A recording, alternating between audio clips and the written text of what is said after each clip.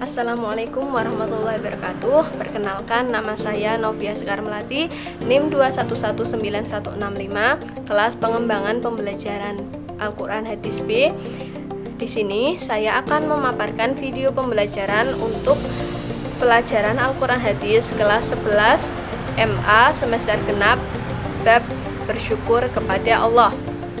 Tujuan pembelajaran pada bab ini yaitu yang pertama, peserta didik dapat menyebutkan makna mufradat Quran Surah Az-Zukhruf ayat 9-13, Al-Ankabut ayat 17, dan hadis tentang mensyukuri nikmat Allah. Yang kedua, peserta didik dapat menganalisis kandungan Quran Surah Az-Zukhruf ayat 9-13, Quran Surah Al-Ankabut ayat 17, dan hadis tentang mensyukuri nikmat Allah. Yang ketiga, peserta didik dapat menganalisis Quran Surah Az-Zukhruf ayat 9-13, Quran Surah Al-Ankabut ayat 17, dan hadis tentang mensyukuri nikmat Allah. Dan tujuan pembelajaran yang keempat yaitu peserta didik dapat menunjukkan perilaku mensyukuri nikmat Allah. Nah, pada bab bersyukur kepada Allah itu terdapat beberapa bahasan. Yang pertama, menganalisis Quran Surah Az-Zukhruf ayat 9-13. Yang kedua, menganalisis Quran Surah Al-Ankabut ayat 17. Yang ketiga, yaitu menganalisis hadis Nabi tentang bersyukur kepada Allah. Dan pembahasan yang keempat pada bab ini yaitu perilaku orang yang bersyukur kepada Allah. Pembahasan yang pertama, terlebih dahulu kita perlu mengetahui tentang konsep dari bersyukur itu sendiri. Nah, bersyukur itu apa sih? Bersyukur adalah wujud ungkapan terima kasih kita kepada Allah Subhanahu wa Ta'ala karena telah memberikan rahmat dan hidayahnya kepada kita sampai sekarang ini. Nah, di dalam kehidupan kita itu pasti mengalami hal yang membuat kita bahagia, dan kadang juga malah membuat kita itu merasa menjalani hidup itu adalah sebuah penderitaan. Akan tetapi kita itu harus tetap mensyukurinya. Nah, mengapa demikian? Karena sesungguhnya Allah lah yang lebih tahu apa yang terbaik untuk kita. Contoh lainnya, mengapa kita diwajibkan untuk bersyukur adalah kita masih diberikan kesempatan untuk hidup bernafas bebas. Kemudian kita juga diberikan panca indera yang sempurna. Nah, hal itulah merupakan rahmat Allah yang telah diberikan dan kita wajib untuk mensyukurinya. Yang pertama yaitu Quran Surah Az-Zukhruf ayat 9-13 yang bunyinya, Bismillahirrahmanirrahim. Wala in sa'altahum man khalaqas samawati wal arda la yaqulunna khalaqahunnal azizul alim. Alladzi ja'ala lakumul arda mahdan wa ja'ala lakum fiha subulan la'allakum tahtadun. Walladzi nazzala minas samaa'i ma'an biqadarin fa'ansyarna bihi baldatan maita kadzalika tukhrajun. Walladzi khalaqal azwaja kullaha wa ja'ala lakum minal fulki wal an'ami ma tarkabun litastawu ala dhuhurihim summa tadhkuru ni'mata rabbikum idza stawaitum 'alaihi wa taqulu subhanalladzi sakhkhara lana hadza wa ma kunna lahu muqrinin. Shadaqallahul azim. Artinya, dan sungguh bila kau tanyakan kepada mereka siapakah yang membuat langit dan bumi, pasti mereka akan menjawab, semuanya diciptakan oleh yang maha perkasa lagi maha mengetahui, yang mengakibatkan bumi untuk kau sebagai tempat menetap, dan dia membuat jalan-jalan di atas bumi untuk kau supaya kau menerima petunjuk, dan yang menurunkan air dari langit berdasarkan kadar yang diperlukan. Kemudian kami hidupkan dengan air itu negeri yang mati, menyerupai itulah kau akan dikeluarkan dari dalam kubur, dan yang membuat semua yang berpasang-pasangan dan mengakibatkan untukmu kapal dan hewan ternak yang kau tunggangi, supaya kau duduk di atas punggungnya. Kemudian kau ingat nikmat Tuhanmu apabila kau telah duduk di atasnya, dan supaya kau mengucapkan Maha Suci Tuhan yang telah mendudukan semua ini bagi kami, padahal kami sebelumnya tidak bisa menguasainya. Itulah terjemahan dari Quran Surah Az-Zukhruf ayat 9-13. Adapun isi kandungan dari Quran surah Az-Zukhruf ayat 9-13, yaitu yang pertama, pada ayat ke-9 itu Allah telah membuktikan kepada Nabi bahwa bila orang-orang musyrik ditanya, siapakah yang menciptakan langit dan bumi? Mereka pasti akan menjawab, Allah lah yang membuat langit dan bumi. Mereka sebetulnya mengakui Allah, tetapi alasannya sombong, hasad, dan dengki, mereka tetap musyrik kepada Allah. Nah, berarti kalau di ayat 9 ini Allah itu menyebut secara umum penciptaannya, yaitu langit dan bumi. Kemudian pada ayat ke-10 Allah merinci sebagian dari kehebatan ciptaannya itu sambil mengarahkan pembicaraan secara eksklusif kepada manusia, khususnya mereka yang mengingkarinya. Firman Allah Subhanahu wa taala, Dialah yang membuat bumi itu dan menciptakan untuk kamu bumi sebagai tempat yang mantap dan nyaman, tidak goyang atau oleng.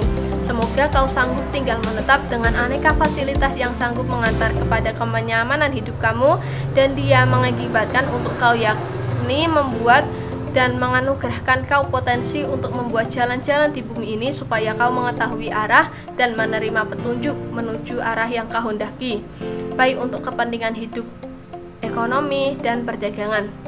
Nah, pada ayat ke-10 ini tersurat ayat di atas sanggup dipakai sebagai bukti keesaan dan kekuasaan Allah dalam melimpahkan nikmat manusia. Kemudian pada ayat ke-11, Allah Subhanahu wa taala yang Maha Perkasa dan Maha Mengetahui itu yang menurunkan secara berangsur dan bertahap air hujan dari langit berdasarkan kadar yang diharapkan untuk minuman kau dan hewan serta pengairan tumbuh-tumbuhan. Kemudian kami hidupkan dengannya, yakni dengan air itu, negeri daerah yang tandus, yang mati, yang sebelumnya tidak ditumbuhi pepohonan. Menyerupai itulah Allah Subhanahu wa taala kuasa menghidupkan sesuatu yang mati dan mengeluarkan kau dari dalam kubur dengan amat mudah. Nah, untuk pada ayat ke-11, 12 dan 13 itu masih merupakan lanjutan dari bukti kekuasaan Allah Subhanahu wa taala. Pada ayat tersebut diuraikan penciptaan segala macam pasangan.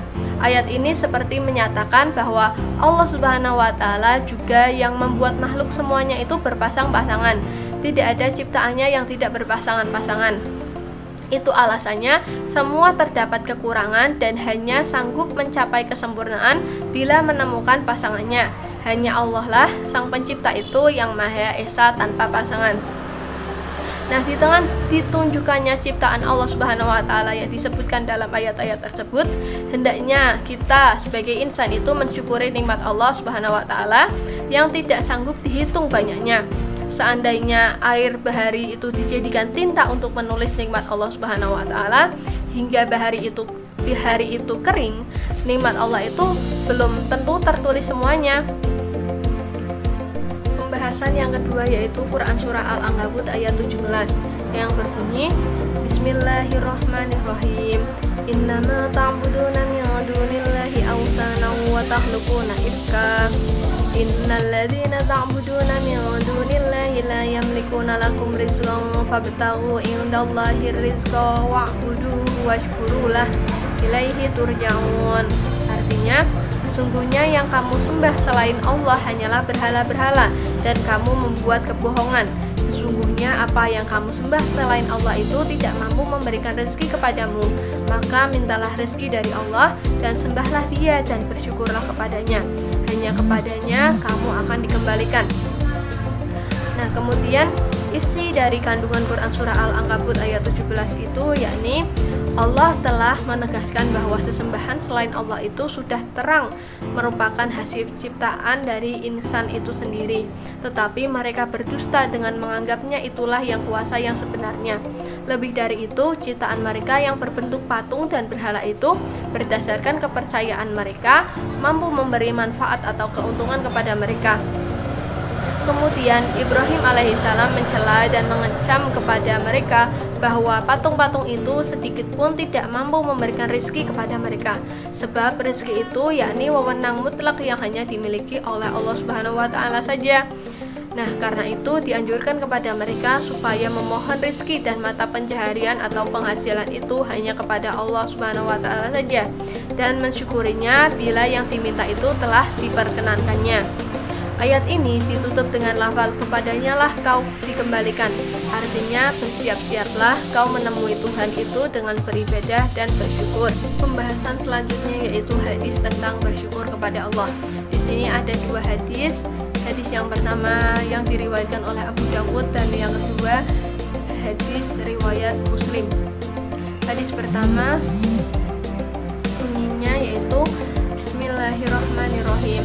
Haddatsana Muslim bin Ibrahim haddatsana Rabi'ah bin Muslimin an Muhammad bin Ziyad an Abi Hurairah anin Nabi sallallahu alaihi wasallam qala la yashkurullaha man la yashkurun nas. Artinya disampaikan kepada kami oleh Muslim bin Ibrahim dari Rabi' bin Muslim dari Muhammad bin Ziyad dari Abu Hurairah bahwa Nabi Muhammad sallallahu alaihi wasallam bersabda, tidak dianggap bersyukur kepada Allah Subhanahu wa taala orang yang tidak bersyukur kepada manusia. Hadis riwayat Abu Dawud. Adapun hadis yang kedua yaitu bunyinya Bismillahirrahmanirrahim.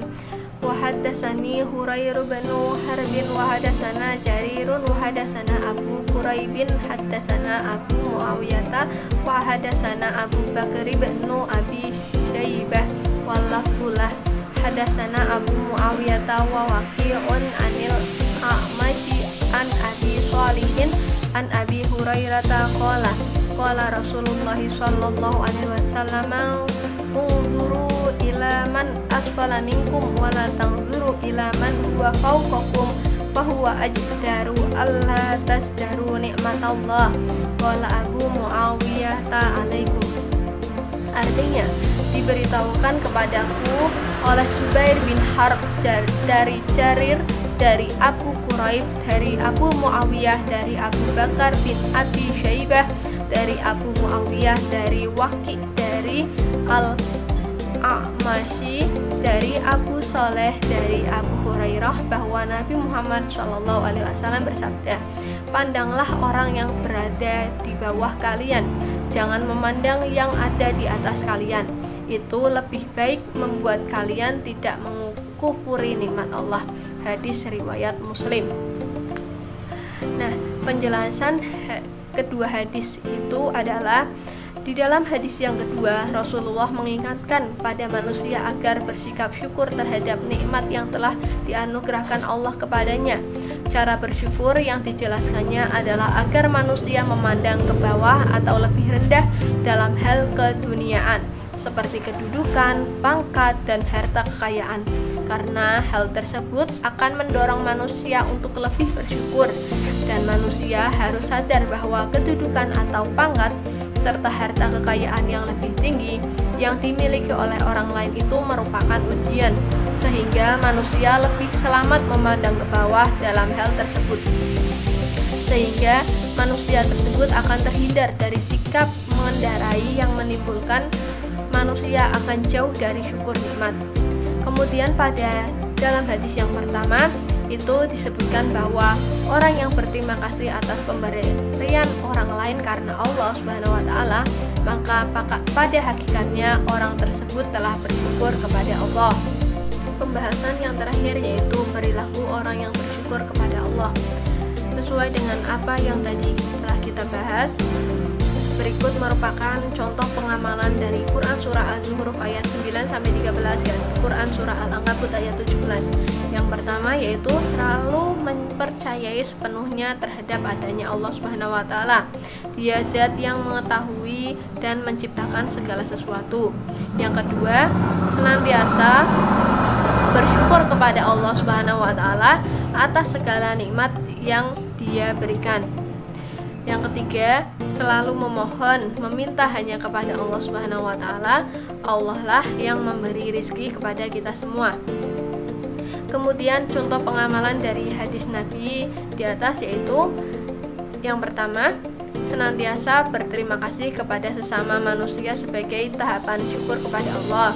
Yang kedua, untuk urusan keduniaan, senantiasa melihat kepada orang yang berada di bawah kita, sehingga akan tumbuh rasa syukur kepada Allah Subhanahu wa taala atas segala nikmat yang telah diberikan. Dari beberapa paparan di atas itu dapat diambil kesimpulan bahwa kita itu diwajibkan untuk selalu bersyukur kepada Allah, Karena yang pertama, seperti yang tercantum di dalam Quran surah Az-Zukhruf ayat 9-13, bahwa Allah lah yang menciptakan dan melimpahkan nikmat kepada kita semua. Yang kedua, di dalam Quran surah Al-Ankabut ayat 17 itu mengandung arti bahwa Allah lah yang memiliki wewenang mutlak memberi rizki kepada semua makhluknya. Dan yang terakhir, terdapat pada hadis Nabi itu memberikan pelajaran bagi kita untuk senantiasa melihat kepada orang yang berada di bawah kita dalam urusan keduniaan, karena sesungguhnya hal keduniaan itu merupakan ujian bagi manusia. Itu saja paparan video pembelajaran mengenai bab bersyukur kepada Allah Subhanahu wa taala. Dari saya kurang lebihnya mohon maaf. Terima kasih. Wassalamualaikum warahmatullahi wabarakatuh.